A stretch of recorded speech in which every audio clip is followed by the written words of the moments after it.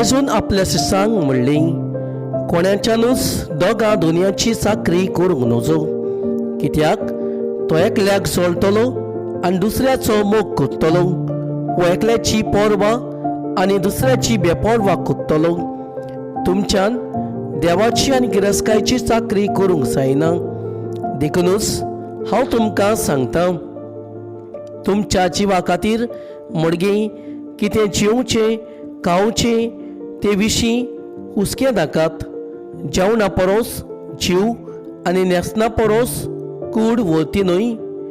अंतराळा वेल्या सुकण्याचेर नदर मारात, ती ओपिनात, लुविनात आनी कडेय बरिनात, तरी तुमचो सर्गीचो बाप तांकां पोसता.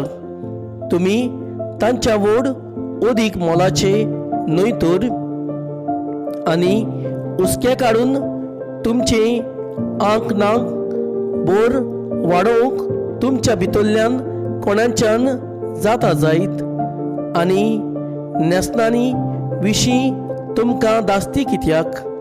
शेतांतलीं फुलां कशीं वाडटात ते चिंतून पळयात.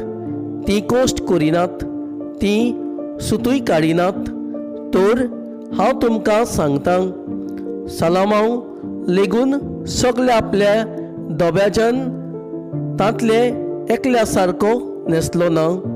तर आज आसा आनी फाल्यां काडून उज्यांत उडयता ते शेतांतलीं तोंड ह्या जिन्सां देव न्हेसयता जाल्यार त्यावून कितलो अदीक तुमकां तो न्हेटोवचो ना.